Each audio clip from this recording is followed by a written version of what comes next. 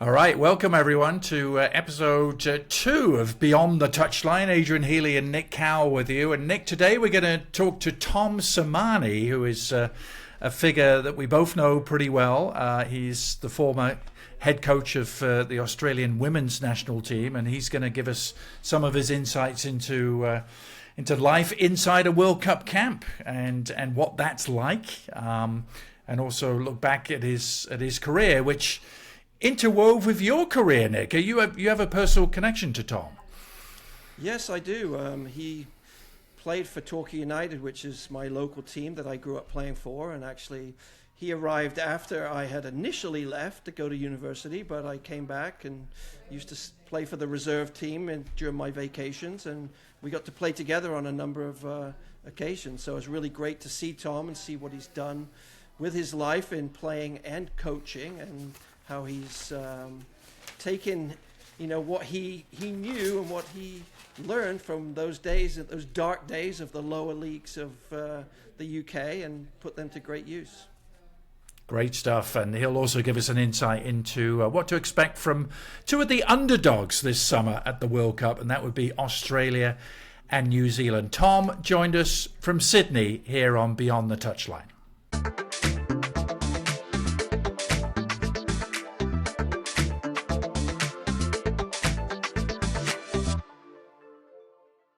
Tom, welcome on board. Welcome to Beyond the Touchline. Thanks so much for taking time out of your Sydney morning to be with us. And I know, just to start off with, I know you have quite a history with my broadcast partner here, Mr. Nick Cowell. The two of you shared a dressing room, locker room, whatever you want to call it. You shared a field together many moons ago with the mighty goals. What do you remember about that time, Tom, and what do you remember about being with Nick as well at that time? Well, Nick's a bit younger than me, so he was one of the young guys. I was one of the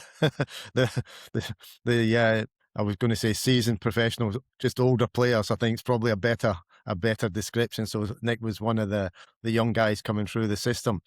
But at Torquay at that time, sadly, the club's gone down league wise a little bit in the last few years, which is really sad because it was a great little club, a great little neat stadium, a great place to live. So I think testament when I go back there, even after all these years, I still catch up with many players who came from all sorts of parts of the country, and including Scotland, etc., who now all live down there. So it was, I have very, very fond memories of Torquay.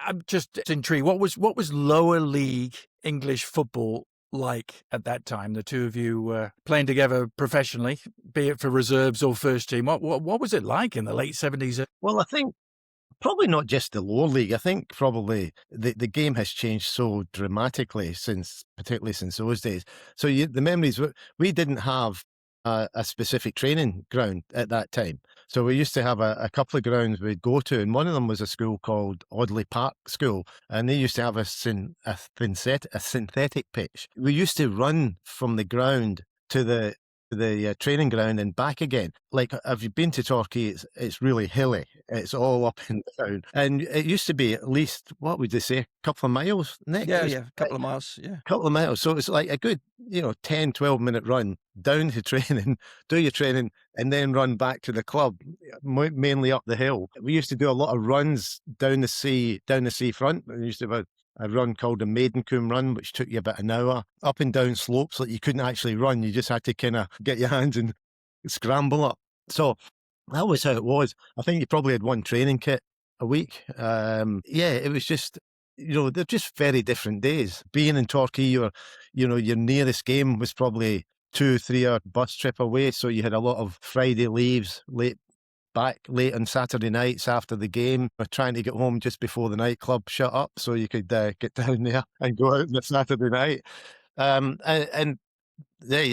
kind of the memories of how the game was in those days. Was there anything from those days that shaped the way that you have coached, since you started to get into the coaching career? Yeah, I think some things I think you learn from good and from bad. And there's some things you think, no, I wouldn't sort of go through and do that again. Who knows what wear and tear in the legs it had, running up and down cliffs and concrete, etc. But I think what it does is it shapes you to be grounded in what you do and appreciative of what you get. So, when you go into some of the setups today, that there's just so much that players get. When I went back in to coach the Matildas, the previous time I coached them, we had 8 staff. I went back in a year ago as an interim coach and I had 26 staff. You travel with a chef, there's just all these things around the team, which are all fantastic. But at the same time, I think what's important is that you stay grounded in amongst that. And I think the background that we had in the game certainly helps you keeps your perspective. Yeah. Yeah. Somebody told me, if the game was ever played on hills that went up and down, then that's when you should start to train on. Yeah. Yeah.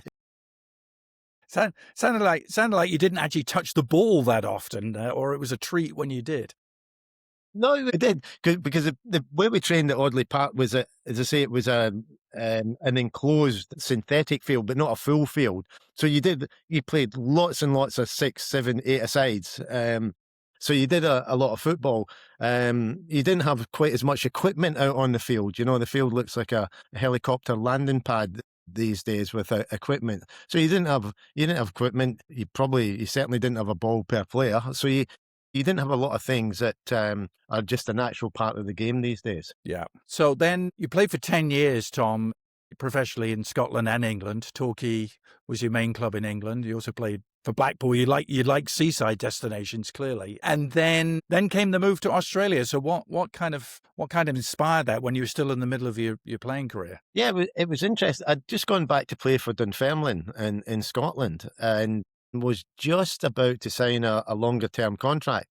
And a friend of the coach at Torquay for Nick and myself, called Mike Hickman, had gone out to Australia a couple of years before, had immigrated, and he had made friends and was coaching there with a guy called Doug Collins. And Doug played back in the days at Burnley, and he'd gone out to Australia and they were looking for players. And Doug had remembered me. I didn't know Doug, but apparently he'd remembered me from my time at Blackpool. And he contacted me back in England. We had a meeting with him in the Midlands, and it was a case of Dunfermline or Sydney. And I was getting on to about 30 then. And I thought, my wife, my girlfriend, then we had a meeting with Doug, and then we had a chat, and we thought, you only live once, let's try and go out to Sydney. So I came out here in 1983 intending to stay for maybe 1 or 2 seasons. So I ended up playing till I was about 36.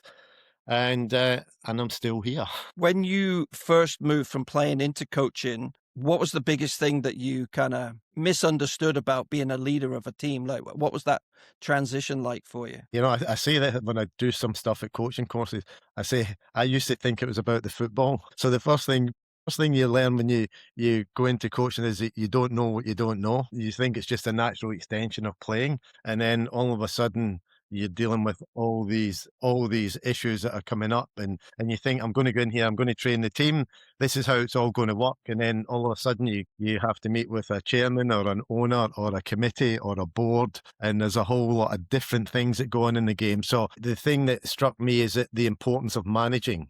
Because if you've got a football background, you tend to have some technical skills in the game. But for me, it's the management skills, the management of players all the way through to the board. And I often say the coach is generally, or the manager, whatever the title is in the different countries, I always say that you're probably the only person in the club that deals with everybody in the club. And your ability to manage all of that often makes a difference between your longevity and your success in the game outside of your football knowledge. Yeah. That journey from being a player to being a coach always fascinates me as a broadcaster and a commentator. What players do decide to make the leap, and at what point they do it, and at what point they realize that they can and want to be a coach. At what point did that happen for you, Tom? Towards the end of your playing career, or did you always suspect that might be in your? It just kind of evolved, and I think part of it, because I was also was a school teacher by trade as well. So when I was semi-pro, I did a teaching degree, and then so I had that background. And then because I've ended up playing sort of had longevity in playing. You end up, as you get into your 30s, team captain, then you're the spokesperson for the players, then I became a player coach. So it just happened, if you like, organically, to put in a 21st century word there. And I just kind of went into it that way. And I think a lot of players, you always want to test yourself and see, and keep in the game and see if that's for you. So I think I was fortunate in a couple of senses. Was it at that time I was living in Canberra, and the Institute of Sport was in Canberra, and a lot of the coaching licenses and things were done there. And the Institute is a great place because it's a great place of management and a great place of learning. It didn't just teach you, if you just went straight into a club and you have that perspective. The Institute's got a bigger role in the role of coaches and things like that. So I was very lucky in the sort of coach education and the transformation from player to coach in that environment. So that was a good fortune there. And then I think your first couple of years are just about trying to learn the job and actually stay in the job, and stay successful. But the key thing is it's such a different job to playing. It's chalk and cheese.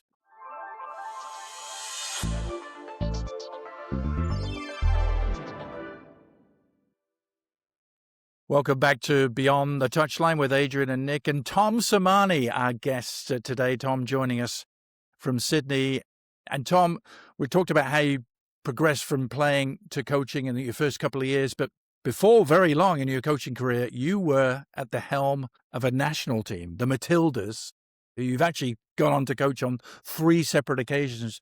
But tell us what the early days of coaching at the Australian national team women's program, the Matildas, were like in the mid-90s. Very different than today. So basically, there was 2 things that happened at the end of 1993. First thing was that women's football became an Olympic sport, and the second thing was that Sydney was awarded the Olympics in 2000. So immediately, women's and men's football were separate organisations in those days, and women's football was basically a pay-as-you-go. It was you could almost call it a community sport in those days. So if you played for the national team, you paid your own way. Played for a club, you paid your own way.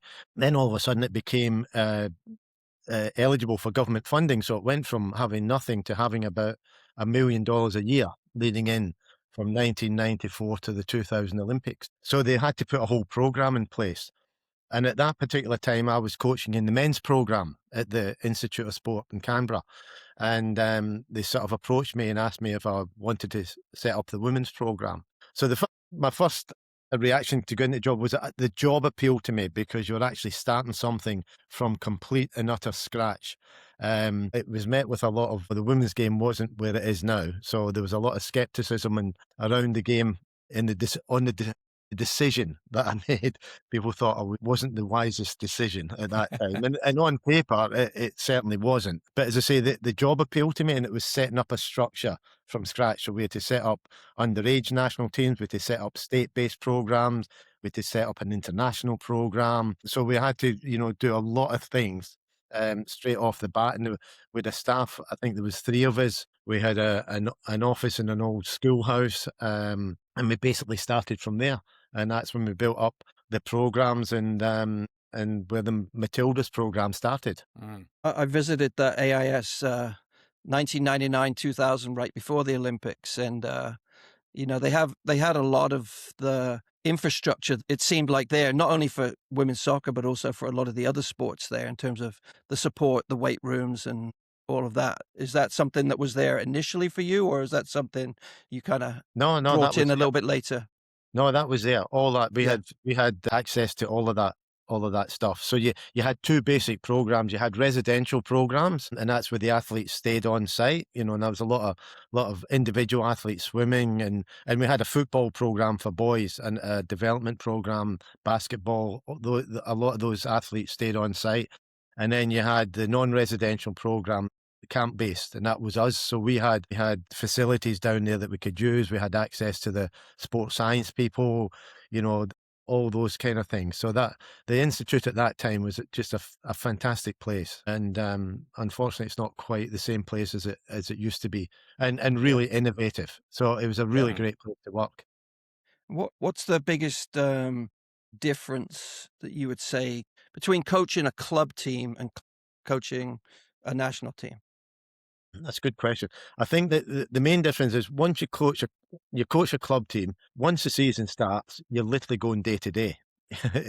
You plan for the maximum, you're planning for the end of the week or your midweek game, but you're literally going in every day. And then you've got to get a team out on the Saturday that's going to win a game. From an international perspective, what you're doing is you're planning ahead. So you're looking at what the next major tournament is, and you know that you're going to be limited to your access to players. So you're kind of already. So if I had the Matildas now, they're just about to finish the Asian Cup, but your head's already in the World Cup next year saying, okay, player X, Y, and Z, I don't think will be there, but this player that's coming through, I think will be there. So you're constantly planning so that generically the results in between major tournaments aren't necessarily of a matter of life and death, but it's more that planning so that when you go into a major tournament, you've got the team that you want and you've got the preparation that you need. In terms of your story, Tom, I want to jump ahead a few years because you had the initial spell with the Matildas through the mid-90s. Then you went and did some other things. You went back to club soccer for a while, but eventually you come back to Australia and you take over the helm again for the Matildas 2005. Now, on your horizon is a Women's World Cup in China in 2007. I know you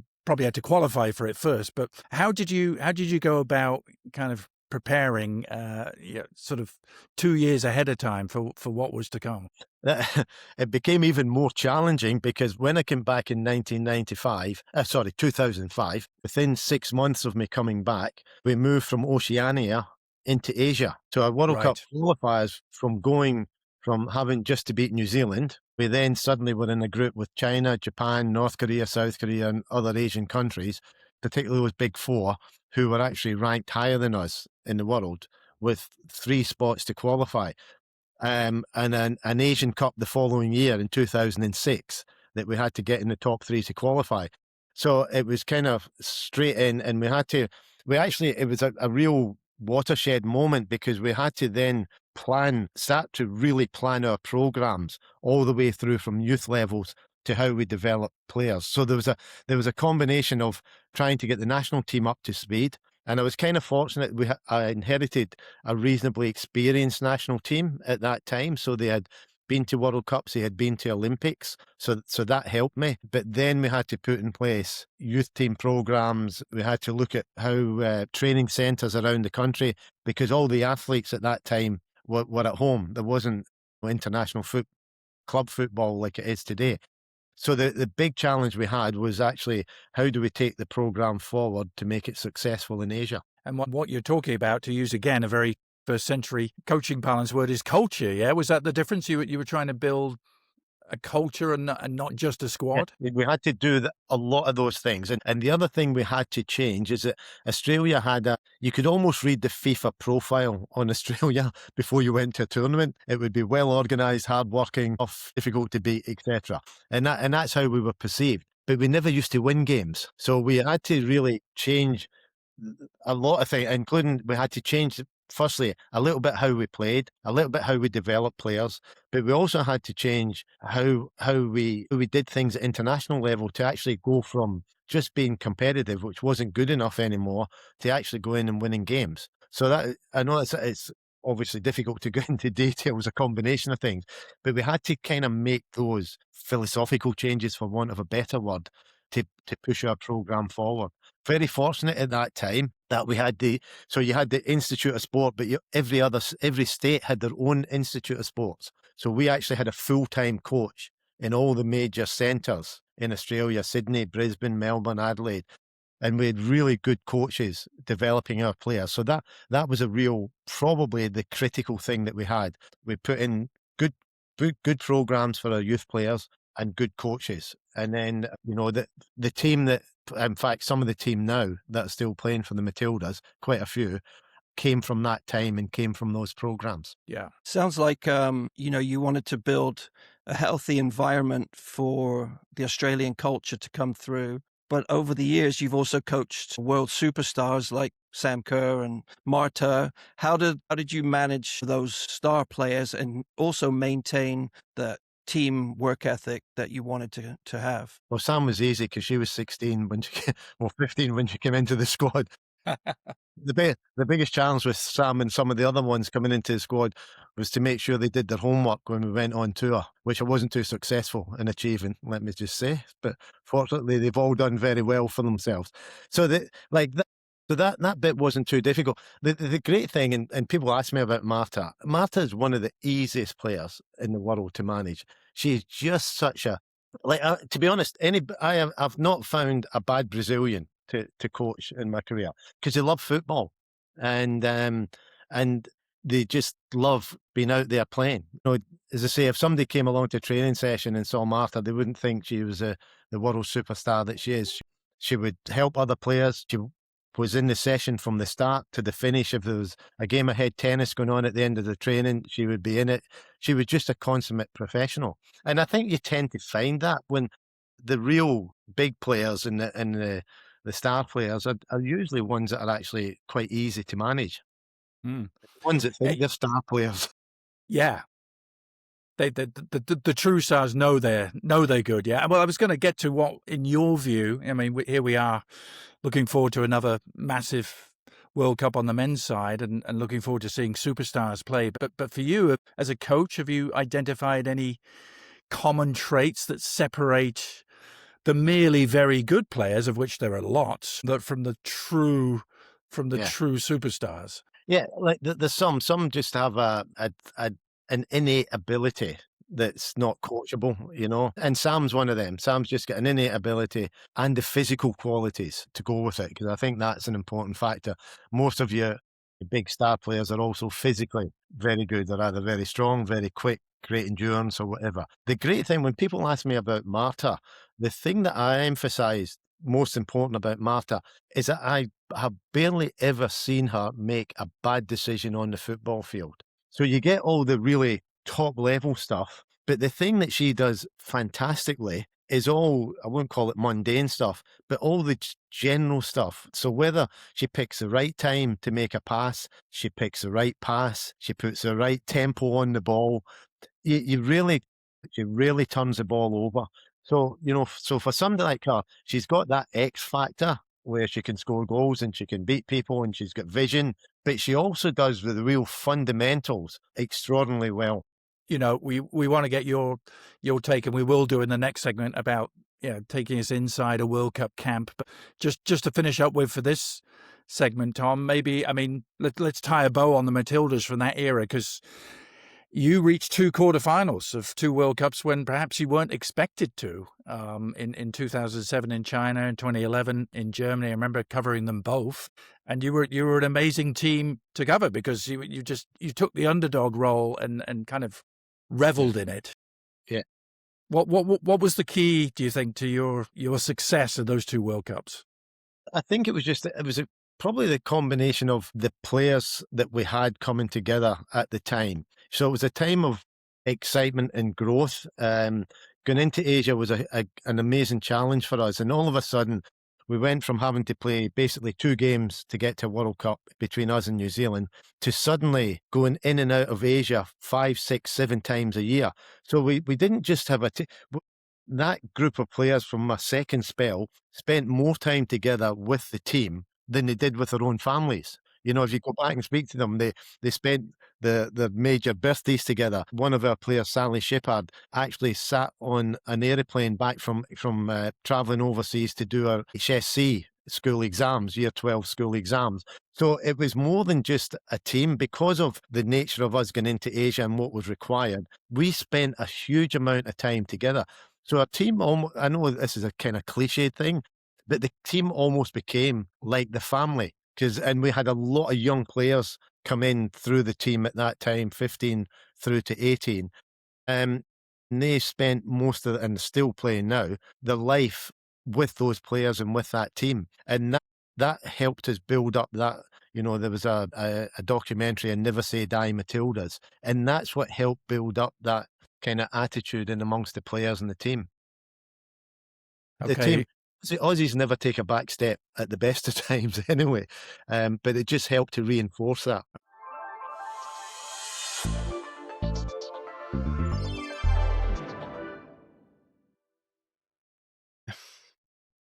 All right, we're back with Tom Sermanni. from Sydney, Australia.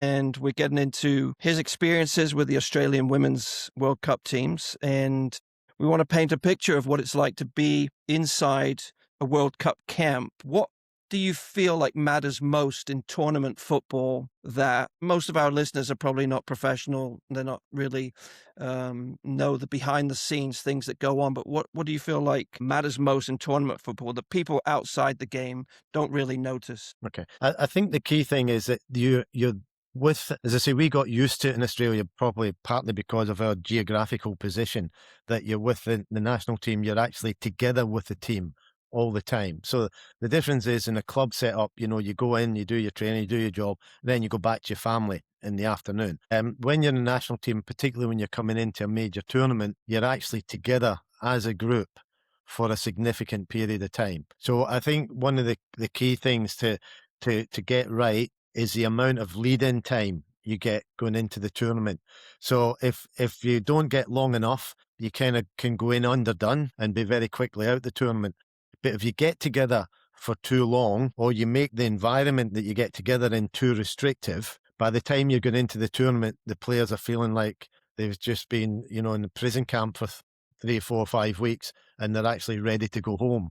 So the first key thing is just to try and get your team right. So when the tournament is ready to start, you've had enough preparation, but it hasn't been too long at the same time. And that you've created an environment in that preparation that the players are able to sort of relax, back in the old days, you used to have lots and lots of rules. You're not allowed out the hotel. You're not allowed to do this, that. Like, you can't do that kind of stuff these days. So you've got to make sure the environment in your team is conducive for them to be relaxed, happy, and ready to play in the World Cup. In terms, Tom, of managing the tournament once it's started, how do you go about keeping players, keeping them sharp but not overtrained? You've got maybe 3 or 4 days between games, sometimes a bit longer, but finding that balance of keeping the players in the right condition must be challenging for a coach. That is challenging, and then you put that in amongst having to travel. You put it in amongst sort of restrictions that you have around the World Cup for training, security. It's not like, well, you can't change your mind at the last minute and say, right, we decided we need to do this. So yeah, there's a bit of planning goes into that, and then it's just a bit. I say off the cuff. I don't mean that in the sense that you're not organised, but off the cuff in the sense that you just need to be prepared to do what you need to do. And you often don't know what that is until you're in it. And that, so some of that now is, again, you have to make judgments with your own sense of how you perceive the team. And that might be that you think, like, we need to get out in the training field. They're getting a bit itchy here. They're hanging around. We need to get out there. We need to do some training, get some energy out of them. Then there's times when you need to then say, no, look, we just need to rest up here. We need to just take it easy, relax. And then another important thing in that as well, from a coach's perspective, is having good staff around you. So your staff are often your eyes and your ears, and they can, particularly your medical staff, because the players spend a lot of time in the treatment room, and that's where you pick up a lot of the casual information and how the feeling is around the camp. So I think it's very important. Again, another important part of the coach's job is their liaison and the relationships with staff to find out the mood within the team. And that's the same in relation to training, if they're feeling tired, if they feel they need more, etc. So you have to just keep on top of all of that. There's no, you've got an idea in your head, but essentially it's still one of those things. Once you get into tournament mode, you're literally going from day to day. I'd imagine one of the challenges also is managing the players that aren't getting a lot of minutes compared to the ones that are playing 90 every day. How were you able to keep those players ready to step on when they were needed? Well, that's where you're a lot more fortunate these days, in the sense that you've got, usually good sports science people, good sports medicine people around you, good analysts. And you're then able to do sort of top up stuff with those players. So you're able to sort of mix it up because you've got enough staff now, and you've generally got the facilities that you're able to do that. I think the important part of that is making sure that those players don't just feel that they're add-ons to the team, that you've got these 6 or 7 players that are having to get ready and go out to training in the morning, and everybody else is sitting back at the hotel having a massage. So it's kind of managing all of that. But it is, the tricky players you've got are the ones that don't play much game time or come on for 15 or 20 minutes, but you're not sure if you're going to need them in the next game. So you can't do too much, but you still need to do enough to make sure they're ready. You and the entire team are together and all the staff in a World Cup camp for, 4-5 weeks, including the pre-time. Is there anything about life inside a national team World Cup camp that would surprise fans in terms of what life is like for that period of weeks for you? Yeah, I suppose the thing that surprised fans is that you just you kind of live out of each other's pockets, basically. The thing I find you're in camp is you just feel that you're constantly going down to the dining room for meals. Yeah. That's the thing that always sticks in my head. It varies from some people. Some people go in, eat the meal in 5 or 10 minutes and go. Some people, like myself, you go down and you hang about and you chat and so all of a sudden, if you say got a free day, you'll go down for breakfast at 8 o'clock, but you'll come out of breakfast at 10 o'clock. Then you'll be back down there at 12 o'clock and then you'll be in for lunch. So one of the things that you feel is that you're just constantly sort of in and out of a dining room. And as I say, it's just the other thing is the important thing is the ability for everybody just to be able to sort of work together and sort of hang out together. And I just find that different managers, coaches do it differently. But I think trying to keep a normal, relaxed, rule-free environment is really important for everybody, just to feel that they get as normal a life as possible, despite the fact that you're living in a hotel from anywhere from 3 to 6 weeks. Yeah. What was your relationship with the media like? Did you try and protect the players from the media, or did you have a really open relationship with them? I had a pretty open relationship with the media. It's funny, I understand how coaches get very defensive around the media. I think I'm a pretty simplistic kind of guy. I don't make a mountain out of a molehill. If somebody's injured or there's something going on, it's just as easy to say, like Mary's got an ankle injury, but we don't know if she's going to be fit for this week. The more sort of barriers and things you put up, and the more difficult your relationship becomes with media and the less trusting, then you start to find that if you need a favour or if you need help from them, they're probably going to be reluctant to do that. So it's like everything else. I think building relationships is a really critical part of the job. And I think if you're just genuine and honest with people, then you don't sort of tend to get into too much trouble. You do, for example, when I took over the Matildas recently, one of the big stories was that Sam Kerr was out for the whole time that I was in charge, and she had a little incident in the UK where she had a few too many drinks, as players do. And back in the day, nobody would have known about it, and everybody had got on with life. But these days, it's blown up. She is about the biggest athlete in Australia. She would be the highest profiled athlete in Australia. So there's a whole stuff going on about that and about the captaincy.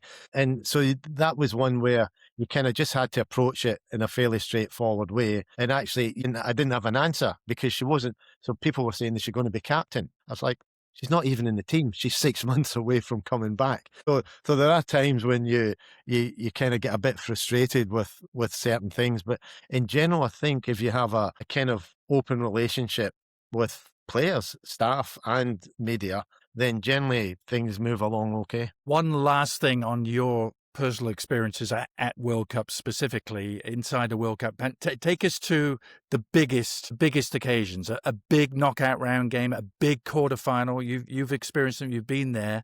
What are those last few hours like? Having come all this way together as a team and spent all this time together, and you're facing a World Cup quarterfinal. Do you approach it like you would any other? I'm sure you try and approach it like you would any other game. But what's it like? Yeah. If anything, you probably try to be a bit more relaxed in the bigger games because everybody is really, really tense. So I think the harder games is when you're coming up against a team that you're supposed to beat. That way, I think you've got to keep on top of players, make sure that they're focused, make sure they're ready to go. When you come in, we played a quarter-final against Brazil in 2007. And when you come into that game, what you need to do is try and dial things down because the players are tense and they're already overexcited and overstressed. So I think in those situations, you need to try and keep things a bit calmer and a bit sort of more low profile and try and throw in a few bad jokes around the way just to try and keep everybody calm and relaxed. So it's a bit of counter-intuitive stuff. You're in a game that's supposed to be easy. You got to make sure you're right on top of players. When it's a big game, you got to just try, because I think the last thing players want to see is you as a coach overstressed.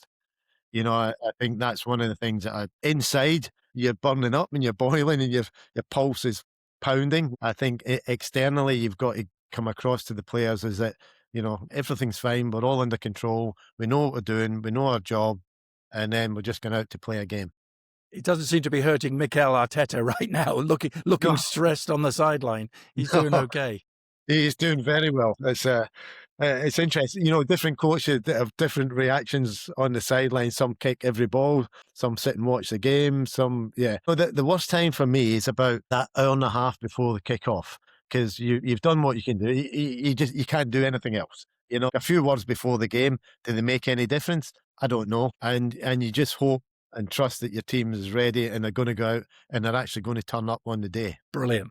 Well, given your background and where you are and your intricate involvement with both the women's and the men's games, we couldn't have you on here and not talk about both the Socceroos and New Zealand and their prospects this summer. So why don't we start with the Socceroos, Tom, and what you know of them and the group they're facing. They're obviously in the group with the United States, so there'll be a lot of interest amongst the US fan base in how you rate Australia at the moment. Well, it's interesting. The going into Asia was a fantastic thing for the Socceroos because it gave them great competition and it meant that we qualified for World Cup. So it's been a real positive since we've gone in there.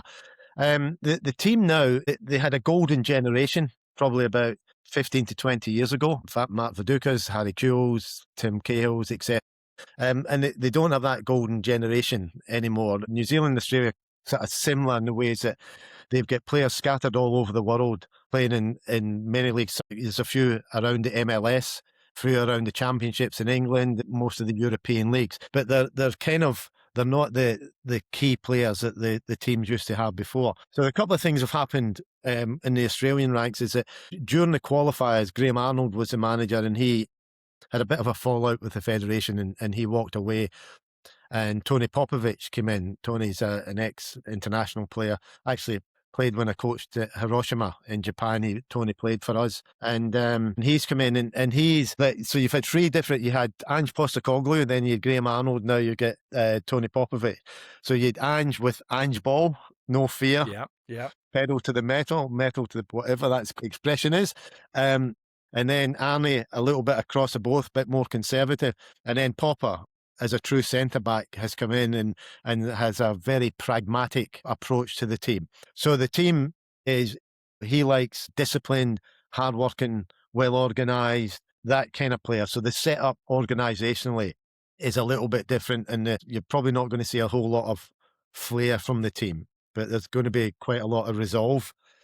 The group they've got, they probably think that they've been quite fortunate. The group they've got, they've got the US, but you could have got one of the top European teams. Yep. So I think against the US, they'll fancy they'll go in and feel like, yeah, we've got a chance here. Got Paraguay, 6th ranked country in South America, so they've actually done as well as they could there. And then they're going to get either Turkey, Romania, Slovakia, or Kosovo in the final thing. So I think from a group wise, I think they'll feel that they've got a chance to progress to the next stages. What you said, Papa, his style is going to be quite pragmatic. Are they a high pressing team? Are they kind of sit back, or what kind of style can we expect from them?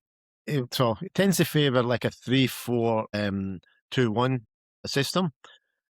Wing backs, the two wide players and the four are ones that are bomb forward, but it'll just be they won't go out and be a high pressing team. They'll be more a team that they'll sit back, get organised, and be difficult to break down.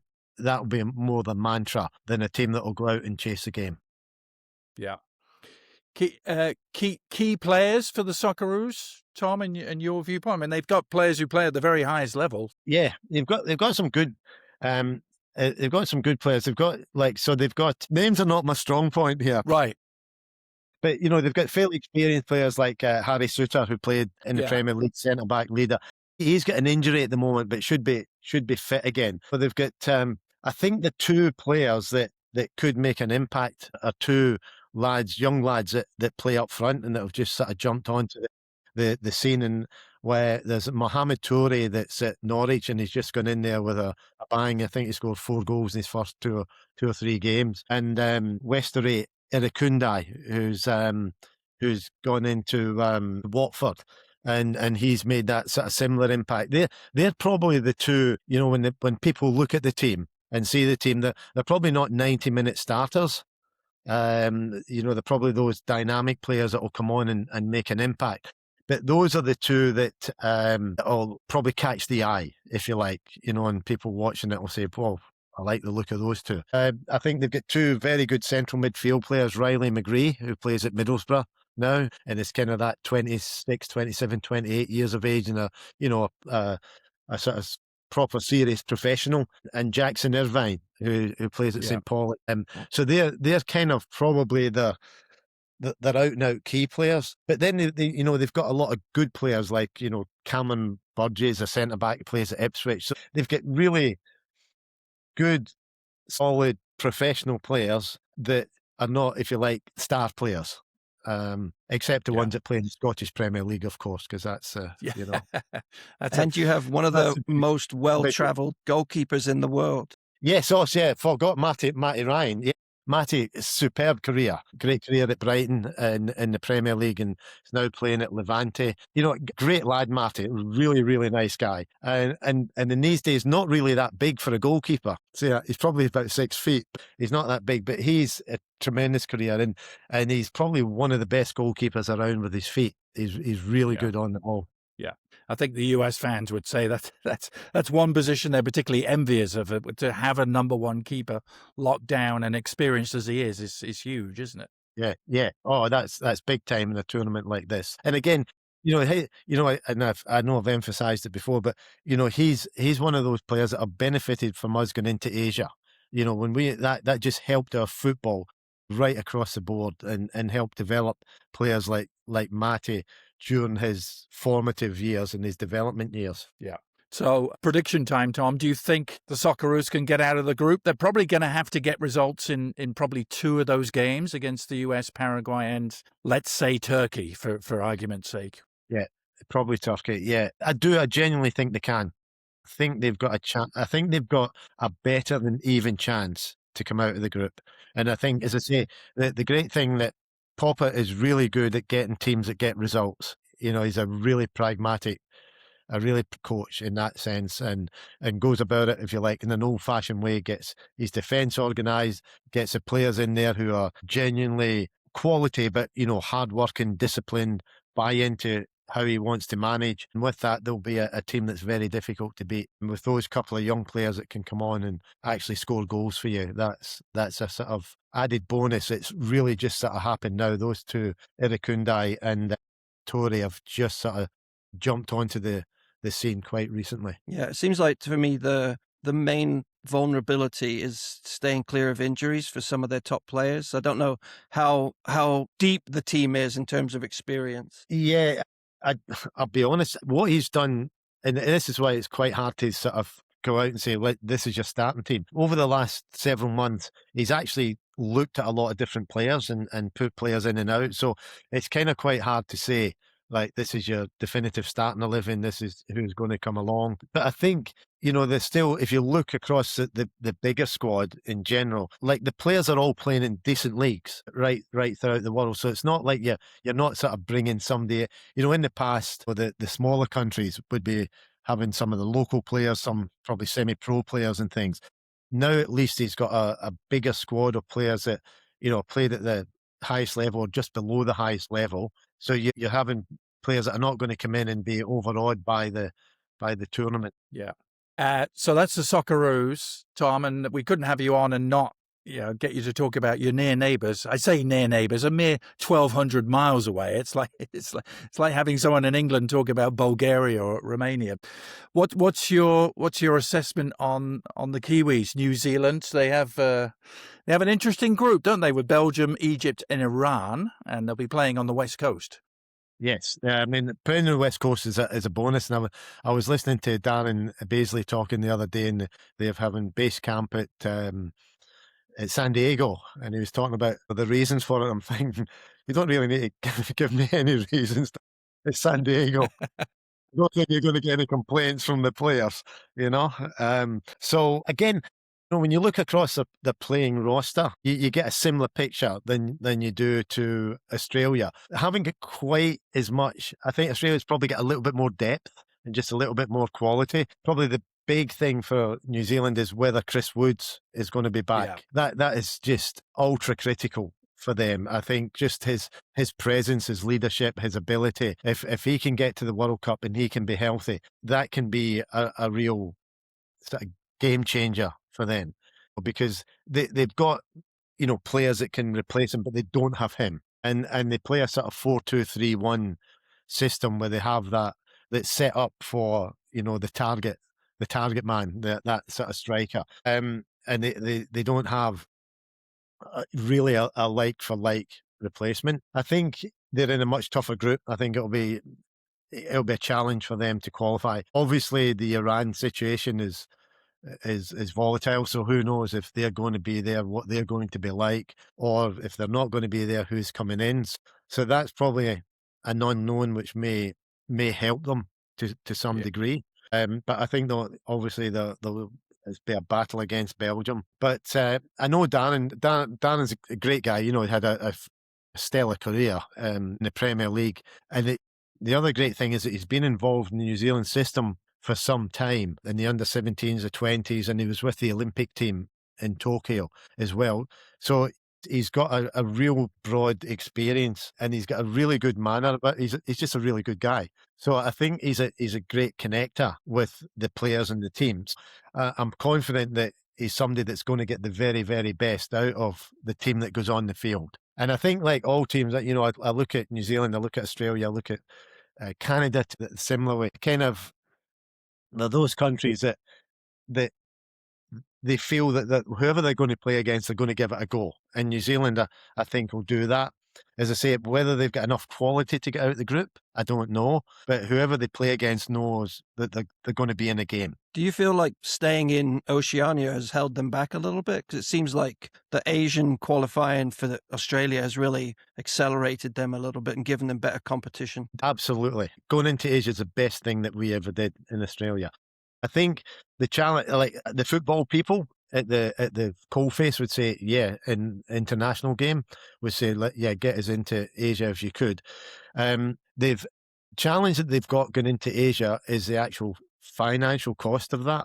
So, it's okay for your all whites, your senior team, but when you go into Asia, your underage teams, it's an enormous expense. In particular now, if you look across the games, there's East Asia and there's West Asia. So you're going across, you're traveling from New Zealand to the Middle East or to India. And it's not too bad for your senior men's team, but you're having to do that with all your teams and all your women's teams. And the actual financial constraints on that are really significant. So theoretically, going in there would be good, but I don't know if they'd be able to afford to then do the things that you need to do by going into Asia.